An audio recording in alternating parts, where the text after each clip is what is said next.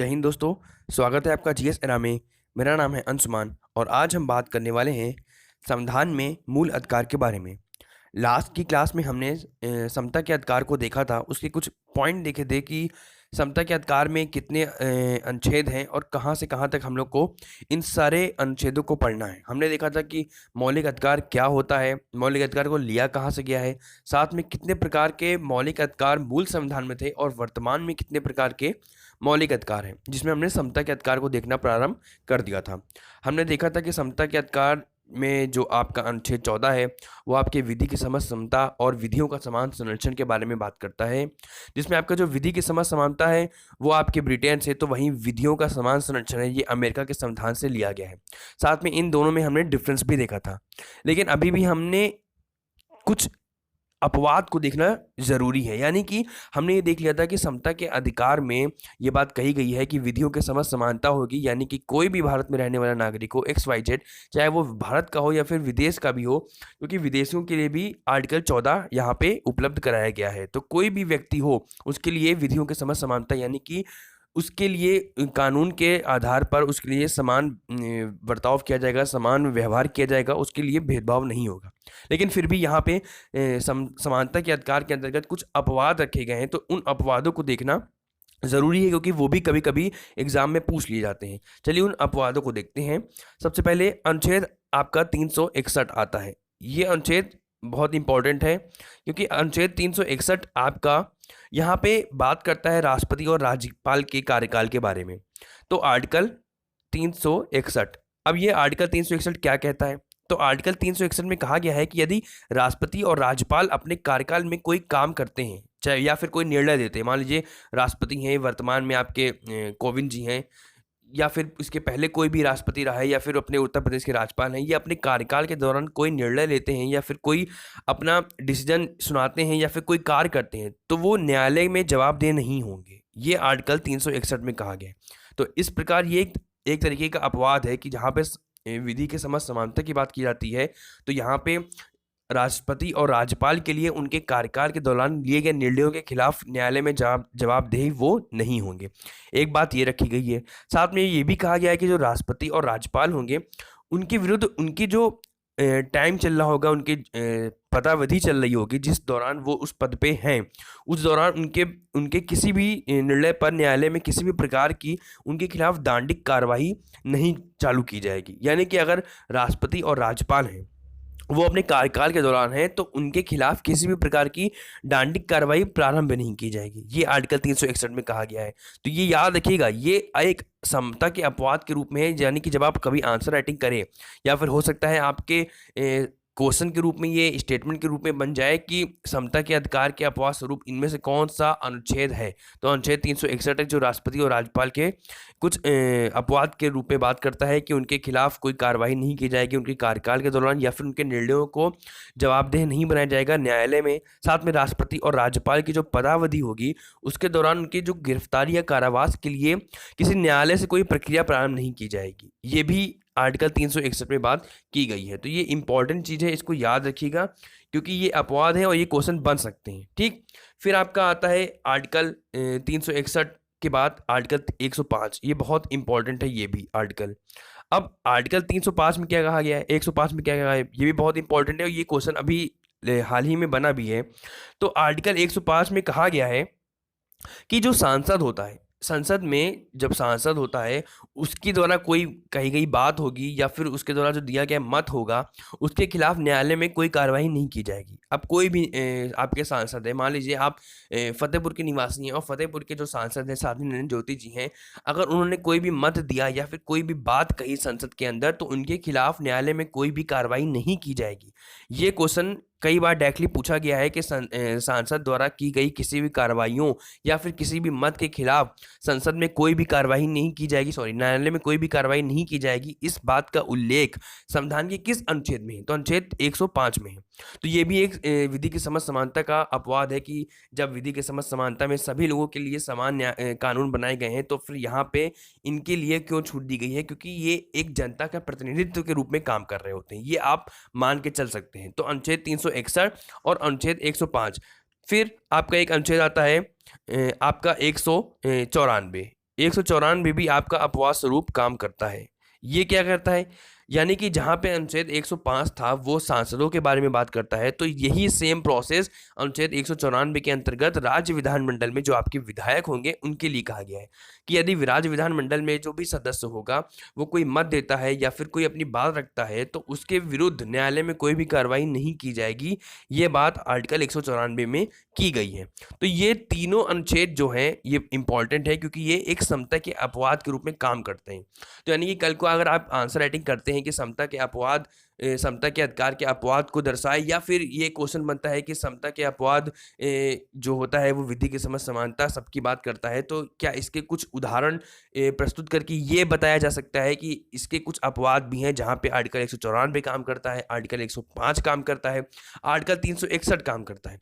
साथ में यहाँ पे अगर कोई विदेशी शासक है या फिर राजदूत है या फिर कोई दीवानी और फौजदारी, इनके खिलाफ मुकदमे नहीं चलाए जा सकते। मतलब क्या हुआ कि मान लीजिए कोई विदेश का शासक है या फिर कोई राजदूत, जिसको हम लोग बोलते हैं कि भारत के राजदूत होते हैं दूसरे देशों में, या दूसरे देश के राजदूत भारत में काम कर रहे होते हैं, तो उनके खिलाफ भी कोई दीवानी या फौजदारी मुकदमे नहीं चलाए जाएंगे, यानी कि वो भी न्यायालय में उनकी कार्रवाइयों से मुक्त होंगे। किस प्रकार के मामले, दीवानी और फौजदारी मामलों, और या फिर कोई यूएन का या फिर उसकी एजेंसियों का कोई भी कूटनीतिक सदस्य होगा वो इन सब चीज़ों से फ्री रहेगा कि उनके खिलाफ कोई भी कार्रवाई नहीं चलाई जाएगी। हालांकि यहाँ पे आर्टिकल जो 14 है वो विधि की समझ समानता की बात करता है, और ये अधिकार विदेशी व्यक्ति और इंडियन व्यक्ति दोनों के लिए किया गया है। ये प्रावधान दोनों व्यक्तियों के लिए किया गया है, लेकिन यहाँ पे इसके अपवाद भी रखे गए हैं। किसके लिए अपवाद रखे गए हैं कि जो कोई यूएन का मान लीजिए कोई सदस्य है या फिर कोई राजदूत है या फिर कोई विदेशी शासक है, तो उसके खिलाफ भी मुकदमे नहीं चलाए जाएंगे। तो ये इसके कुछ अपवाद है, इसको ध्यान से आप समझिएगा और हो सके तो इसको नोट कर लीजिएगा कि आर्टिकल कौन कौन से हैं जो समानता के अधिकार यानी कि विधि के समझ समानता के अधिकार के अपवाद के स्वरूप काम करते हैं। तो ये इंपॉर्टेंट था। आगे देखते हैं हम लोग। अब हम लोग आते हैं कि अब आगे के अनुच्छेद देखें एक एक करके, क्योंकि हमने समानता के अधिकार के अंतर्गत हमने आर्टिकल 14 देख लिया था। अब हम देखेंगे आर्टिकल 15 की। आर्टिकल 15 में क्या कहा गया है। आर्टिकल 15 बात करता है कि कुछ आधारों पर विभेद पर प्रतिषेध। अब कुछ आधार रखे गए हैं संविधान में, कुछ ऐसे आधार बनाए गए हैं जिसके आधार पर कुछ जो आपके लिंग हो गया, जाति हो गई, धर्म हो गया, इनके आधार पर विभेद को प्रतिषेध यानी इनको बैन किया गया। अब इसका हम लोग प्रावधान देखते हैं कि राज्य किसी नागरिक के प्रति केवल धर्म, मूल, वंश, जाति, लिंग या जन्म स्थान को लेकर विभेद नहीं करेगा। इसका मतलब क्या हुआ, इसको ध्यान से समझते हैं। अगर इसको हम लोग देखें कि इसमें क्या कहा गया है, तो देखिए, तो यानी कि राज्य किसी नागरिक के प्रति केवल धर्म, अब यहाँ पे एक बात कही गई है केवल। अब केवल का तात्पर्य क्या हुआ, केवल से तात्पर्य मतलब हुआ कि अब इसको रुकिए बताते हैं कि केवल धर्म, मूल, वंश, जाति, लिंग या जन्म स्थान को लेकर विभेद, ये दो शब्द हैं। पहली चीज तो इसको याद रखिएगा कि यहाँ पे भारत के संविधान में ये साफ साफ कहा गया है कि भारत का जो संविधान है इसके अनुसार जो कानून होंगे वो किसी भी धर्म से संबंधित, चाहे वो हिंदू धर्म हो, चाहे वो मुस्लिम धर्म हो, चाहे सिख, ईसाई, जितने भी धर्म हैं, या फिर उसके वंश हो, किसी भी वंश से वो बिलोंग करता हो, किसी भी जाति, चाहे वो एससी हो, चाहे एसटी हो, चाहे वो जनरल हो, चाहे ओबीसी हो, चाहे वो किसी भी लिंग यानी कि पुरुष हो, स्त्री हो, या फिर आपका हम लोग कह सकते हैं ट्रांसजेंडर हो, कोई भी लिंग हो या जन्म स्थान कि वो किसी भी जगह पैदा हुआ, इसके आधार पर इसमें विभेद नहीं किया जाएगा, जो कि हम देखने को मिलता है भारत में काफ़ी इसमें बढ़ा भी हुआ है। और आर्टिकल 15 मूवी भी आई थी, आपने देखा था, आयुष्मान खुराना ने उसमें काम किया था। और अभी यहाँ पे उन्नाव में एक रेप केस भी हुआ था जिसमें एक दलित लड़की के साथ रेप हुआ और उसमें रातों रात उसको जला दिया गया। तो ये कुछ मामले हैं जहाँ पे उनके जो धर्म है या फिर कह सकते हैं जाति के आधार पर उनके भेदभाव किया जा रहा है, क्योंकि जाति और लिंग यहाँ पे दोनों काम कर रहे हैं। तो ये एक एग्जाम्पल है आपका आर्टिकल 15 का। साथ में हम देख सकते हैं कि यहाँ पे धर्म के आधार पर अभी भी बहुत भेदभाव चल रहा है। यहाँ पे सीए और एनआरसी की बात जब उठी थी तो कहीं ना कहीं ये कहा जा रहा था कि ये आर्टिकल 15 का उल्लंघन है। धर्म के आधार पर आर्टिकल 24 का भी उल्लंघन था और यहाँ पे आर्टिकल 15 का भी उनके उल्लंघन माना जा रहा था। लिंग के आधार पर यहाँ पे हम देखते हैं कि लड़कियों के साथ यहाँ पे उनके ऑफिस में या फिर यौन हिंसा जैसे काम हो जाते, यौन हिंसा जैसे अपराध हो जाते हैं। साथ में हम लोग देखते हैं कि अभी भी औरतें और बच्चियों में या फिर बोले लड़के और लड़कियों में काफ़ी डिस्क्रिमिनेशन देखने को मिलता है। इसीलिए एसडीजी जो कि यूएन ने अपना गोल निर्धारित किया गया है कि यहाँ पे लड़के और लड़कियों में भेदभाव ना हो। तो एक तरीके से ये सारी बातें वर्ल्ड स्तर पे यानी कि वैश्विक स्तर पे भी लेके चली जा रही हैं और भारत के स्तर पे भी लेके चली जा रही हैं कि ये चीज़ें ना हो, ये सब समाप्त हो। तो यहाँ पे साफ साफ कहा गया है कि देखिए आपसे क्वेश्चन डायरेक्टली पूछेगा कि धर्म, लिंग, जाति के आधार पे जो भेदभाव है उनके विभेद के बारे में कौन सा अनुच्छेद बात करता है, तो अनुच्छेद 15 बात करता है। अब देखिए यहाँ पे जो बात कही गई है केवल और विभेद, इसका मतलब क्या हुआ? तो केवल से तात्पर्य यहाँ पे है कि केवल अगर धर्म के आधार पर, मूल वंश के आधार पे, जाति के आधार पे, लिंग के आधार पर या जन्म स्थान को लेकर के अगर विभेद किया जाता है तो इन मामलों में यहाँ पे कार्रवाई की जाएगी। ये तो आपका केवल के मतलब हो गया। और विभेद का आपका अभिप्राय है कि किसी के विरुद्ध विपरीत मामला या फिर अन्य के प्रति उसके पक्ष में ना रहना है, अर्थात कि यानी कि किसी के सपोर्ट में रहना और किसी के सपोर्ट में ना रहना, यानी कि उनमें भेदभाव करना। तो ये बात कही गई है अनुच्छेद 15 के अंतर्गत कि धर्म या लिंग के आधार पर, जाति के आधार पर भेदभाव नहीं किया जाएगा। ये बात हो गई आपकी। फिर क्या कहता है? फिर उसके बाद आपका कहता है कि कोई नागरिक दुकानों, सार्वजनिक भोजनालयों, होटलों व सार्वजनिक मनोरंजन के स्थानों से में प्रवेश से वंचित नहीं होगा। अब अगर यहाँ पे बात की गई है कि धर्म, लिंग, जाति के आधार पर भेदभाव नहीं होगा, तो उसी प्रकार किसी भी व्यक्ति को किसी भी दुकान में प्रवेश करने, किसी भी भोजनालय में, होटल में या फिर आपकी किसी भी सिनेमा हॉल में, कहीं पे भी प्रवेश करने से वंचित नहीं किया जाएगा। यानी कि एक भेदभाव का जो रूप है उसको नहीं अपनाया जाएगा। ये बात अनुच्छेद 15 में कही गई है। अब देखिए यहाँ पे भी कुछ अपवाद है। देखिए अपवाद हर आर्टिकल में यहाँ पे संविधान में साफ साफ एक अपवाद कर दिया गया है, क्योंकि कुछ वर्ग ऐसे हैं जिनके उत्थान के लिए यहाँ पे राज्य को अपनी जिम्मेदारी को समझना पड़ेगा, राज्य को आगे आना पड़ेगा। अब यहाँ पे जो बात कही गई है कि राज्य किसी भी नागरिकों के प्रति भेदभाव नहीं करेगा, धर्म के आधार पर, जाति के आधार पर, लिंग के आधार पर, जन्म स्थान के आधार पर, लेकिन राज्य के पास संविधान ये पावर दी है कि वो महिलाओं और बच्चों, किसके लिए? महिलाओं और बच्चों के लिए उनके निवास स्थान के आधार पर या फिर उनके सामाजिक और शैक्षणिक रूप से पिछड़े होने के आधार पर उनके लिए निःशुल्क शिक्षा का प्रावधान, साथ में उनके लिए आरक्षण का प्रावधान कर सकता है। कौन कर सकता है? राज्य। यानी कि राज्य को इस बात की अनुमति होती है कि वह बच्चों या महिलाओं के लिए विशेष व्यवस्था करे। किस चीज़ के लिए? उनके स्थानीय निकाय के चलते या फिर जो है सामाजिक और शैक्षणिक रूप से पिछड़े होने के चलते जो एससी हैं, एसटी वर्ग हैं, उनके लिए विशेष उपबंध कर सके। ये राज्य को परमिशन दी गई है आर्टिकल 15 के तहत। ठीक, लेकिन यहाँ पे भी कुछ अपवाद है। देखिए ये अभी अपवाद ही चल रहे हैं। अभी हमने आपको बताया कि आर्टिकल 15 में क्या कहा गया है, ये वनडे एग्जाम में डायरेक्टली पूछे जाएंगे, लेकिन जो अपवाद है वो आपसे पीसीएस लेवल के एग्जाम में या फिर यूपीएससी में आपसे पूछे जा सकते हैं। एक तो यहाँ पर राज्य को पावर दी गई है कि वो महिलाओं और बच्चों को आरक्षण प्रदान कर सके उनके सामाजिक और शैक्षणिक, यहाँ देखिएगा, सामाजिक और शैक्षणिक रूप से पिछड़े होने के आधार पर। साथ में राज्य को यह भी अधिकार दिया गया है कि वो सामाजिक और शैक्षणिक रूप से जो पिछड़े लोग हैं, यानी कि ओबीसी वर्ग या फिर एससी एसटी वर्ग के लिए उनके शैक्षिक संस्थाओं में प्रवेश करने के लिए छूट के नियम बना सकती हैं। मतलब क्या हुआ कि अगर किसी भी यूनिवर्सिटी में प्रवेश लेना है तो उसके लिए जो राज्य होगा वो एससी एसटी या फिर ओबीसी वर्ग के लिए शिक्षा में आरक्षण का प्रावधान कर सकती है। और इसके लिए याद रखिएगा, इसके लिए 93वां संविधान संशोधन किया गया था। कब किया गया था? 2005, इसी वर्ग के लिए। तो 27% आरक्षण की बात 27% आरक्षण की बात किसी लिए की गई थी? ओबीसी के लिए। अब ये क्या था कि किसी भी शैक्षणिक संस्थान में अगर प्रवेश करना है तो यहाँ पे पिछड़े वर्ग के छात्रों के लिए लगभग सभी जो उच्च शैक्षणिक संस्थाएं उनमें 27% सीटें आरक्षित की जाए। और ये बात रखी गई थी आपके 93वें संविधान संशोधन 2005 के तहत। याद रखिएगा, 2005 के तहत। तो ये कुछ इंपॉर्टेंट चीज है जिसको आप याद रख सकते हैं, क्योंकि ये आपके एग्जाम के पॉइंट ऑफ व्यू से क्वेश्चन बन सकता है कि जो शैक्षणिक रूप में शैक्षिक संस्थाओं में प्रवेश के लिए जो 27% सीटों का आरक्षण की बात की गई थी वो किस संविधान संशोधन में की गई थी? तो 93वें संविधान संशोधन 2005 के तहत। ठीक, लेकिन यहाँ पे भी कुछ प्रावधान कर दिए गए हैं कि क्रीमी लेयर के बारे में ध्यान रखा जाए, यानी कि क्रीमी लेयर के सिद्धांत का पालन किया जाए। ये बात आपके उच्च न्यायालय ने किया कि अब ये क्रीमी लेयर क्या होता है। पहले तो हमने देखना है कि अनुच्छेद 15 क्या था, ये हमने आपको बताया। अनुच्छेद 15 के बाद हमने इसके कुछ अपवाद बताया कि राज्य के पास ये अधिकार होता है कि वो महिलाओं और बच्चों के लिए उनके सामाजिक और शैक्षणिक रूप से पिछड़ेपन के देखते हुए उनके लिए आरक्षण का प्रावधान कर सके। साथ में शैक्षणिक उच्च शैक्षणिक संस्थाओं में इन जातियों यानी कि ओबीसी के लिए, एससी के लिए और एसटी के लिए कुछ सीटें आरक्षित की जा सके। इसके लिए 27% आरक्षण का प्रावधान किया गया ओबीसी वर्ग के लिए 93वें संविधान संशोधन 2005 के माध्यम से। लेकिन यहाँ पे ये न्यायालय ने कहा कि आप क्रीमी लेयर के सिद्धांत का पालन करिएगा। अब देखिए क्रीमी लेयर भी क्वेश्चन यूपीएससी ने भी और पीसीएस ने भी पूछा है। तो एक बार हम क्रीमी लेयर को समझ लेते हैं कि क्रीमी लेयर एक्चुअल में होता क्या है। तो पिछड़े वर्ग के विभिन्न तबकों के लिए छात्रों के लिए उच्च शैक्षणिक संस्थाओं में, याद रखिएगा, प्रवेश के लिए क्रीमी लेयर में जो भी आते हैं। अब क्रीमी लेयर का मतलब क्या हुआ?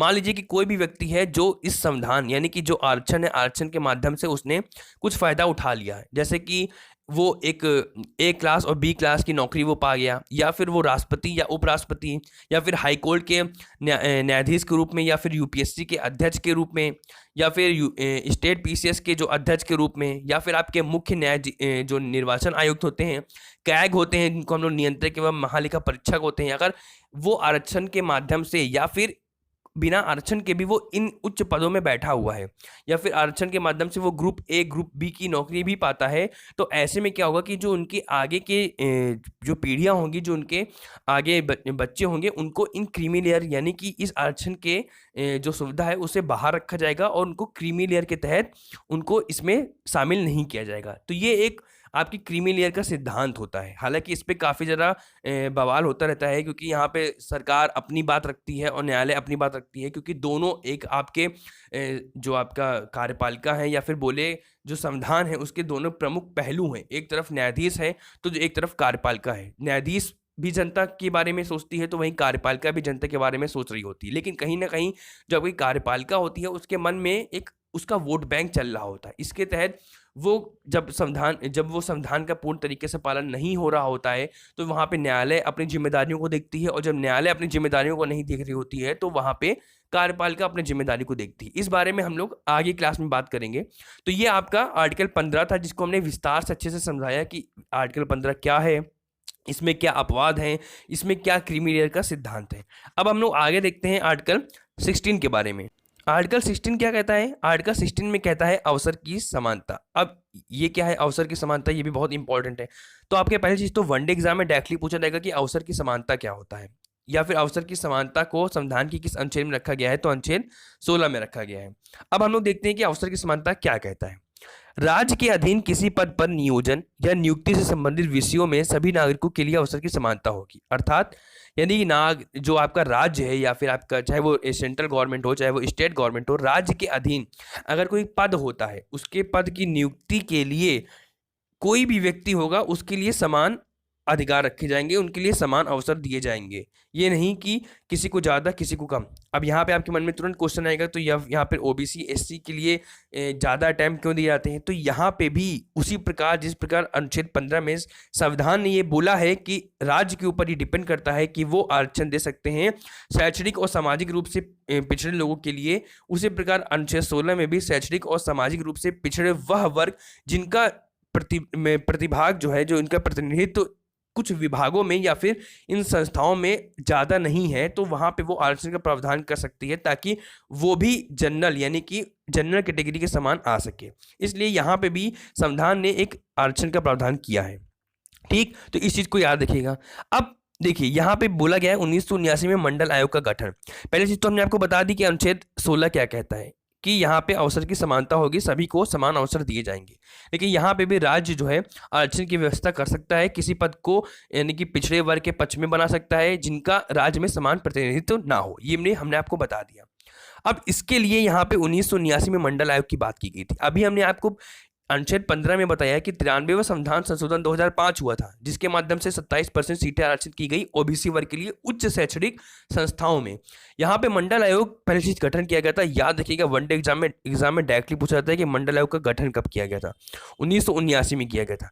दूसरा क्वेश्चन बनता है कि इस वक्त भारत के जो प्रधानमंत्री थे, यानी कि मंडल आयोग की जो समिति बनाई गई थी, मंडल आयोग बनाया गया था, उस वक्त भारत के प्रधानमंत्री कौन थे? तो मोरारजी देसाई थे।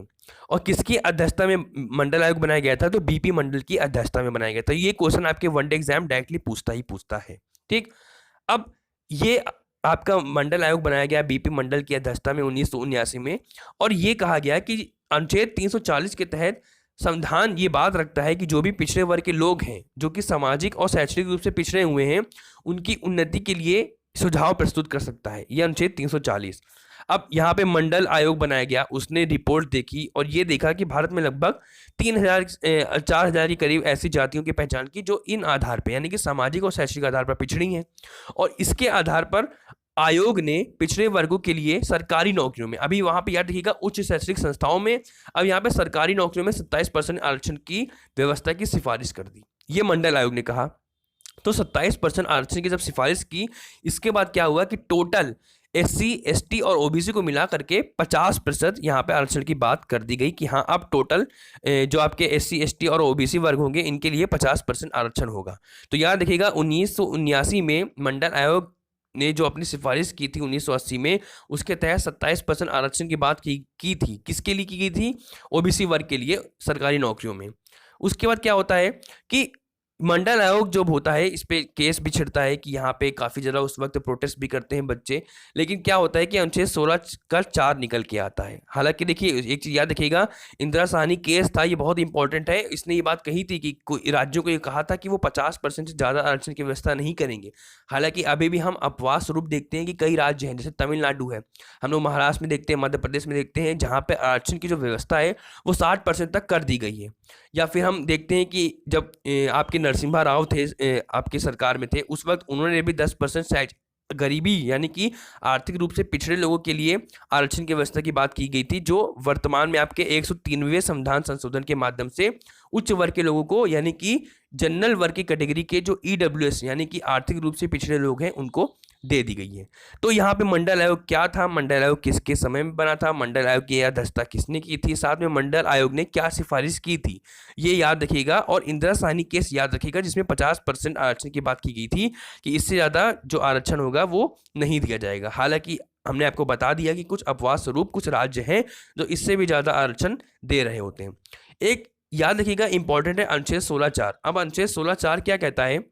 ये व्यवस्था करता है पिछड़े वर्गों के पक्ष में, जिसे रोजगार आरक्षण की व्यवस्था इसमें की गई है अनुच्छेद 16(4) के तहत। और ये बात कही गई है कि देखिए भैया 16(4) के तहत आरक्षण दिया जाएगा OBC वर्ग को, लेकिन ये बात न्यायालय ने कही कि क्योंकि इस वक्त मंडल केस जो था यहाँ पे काफी ज्यादा इसमें बवाल हुआ था और ये निर्णय निकल के आया था कि आप 27% आरक्षण दीजिए OBC वर्ग को, लेकिन यहाँ पे क्रीमी लेयर के सिद्धांत जो हमने आपको बताया है उसको ध्यान में रखते हुए दिया जाएगा, पहली चीज। और दूसरी चीज, जो प्रोन्नति होता है, प्रमोशन होता है, उसमें आरक्षण नहीं दिया जाएगा। यानी कि प्रोन्नति कोई खास आरक्षण केवल 5 वर्षों तक लागू रहेगी, ये बात रही थी। ये बात न्यायालय ने कही कि केवल 5 वर्षों तक जो आपका प्रमोशन होगा वो लागू रहेगा और उसके बाद फिर जो आपके प्रमोशन होगा उसमें आरक्षण नहीं दिया जाएगा। अब यहाँ पे जो पेच फंसता है वो न्यायालय और आपकी कार्यपालिका के मध्य फंसता है। कार्यपालिका ने कहा नहीं, ऐसा नहीं है, हम प्रोन्नति में भी आपका देंगे, क्योंकि वो अपना कहीं ना कहीं वोट बैंक देख रही होती है। और दूसरी तरफ न्यायालय थी जिसने कहा प्रोन्नति में आरक्षण का प्रावधान नहीं दिया जाएगा, ऐसे में डिस्क्रिमिनेशन ज्यादा होगा। इसी के तहत देखा जाता है कि 77वां संविधान संशोधन होता है 1995 में, जो कि संसद पास करती है। अब जब संसद पास कर रही होती है तो कहीं ना कहीं कार्यपालिका पास कर रही है, क्योंकि कार्यपालिका के सदस्य ही संसद में बैठे हुए हैं। वो कहती है कि नहीं, प्रोन्नति में आरक्षण का प्रावधान किया जाएगा। हालांकि आज भी प्रोन्नति को लेकर के काफी ज्यादा बवाल चलते रहते हैं, क्योंकि अभी हाल ही में सुप्रीम कोर्ट का निर्णय आया है आपके हरियाणा के मामले को लेकर के, उत्तराखंड के मामले को लेकर के उसने बोला था कि प्रोन्नति में आरक्षण नहीं दिया जाएगा। वही उन्होंने अपने पुराने निर्णय को लागू करने की बात की गई है कि 5 वर्षों तक लागू रह सकता है जो प्रोन्नति का प्रावधान है। तो ये याद रखिएगा कि कुछ इसके अपवाद हैं। अवसर की समानता क्या कहता है, मंडल आयोग क्या कहता है, ये काफी इंपॉर्टेंट इसके पॉइंट हैं। तो ये आज हमने अनुच्छेद आपके 15 को देखा है विस्तार से, अनुच्छेद 16 को देखा विस्तार से। देखिए, अगर हम आपको जल्दी भी पढ़ा सकते हैं, लेकिन ये इसको ध्यान से समझना जरूरी है, क्योंकि इनसे क्वेश्चन कई बार पूछे गए हैं। तो हमने अनुच्छेद 15 अच्छे से देखा, अनुच्छेद 16 अच्छे से देखा।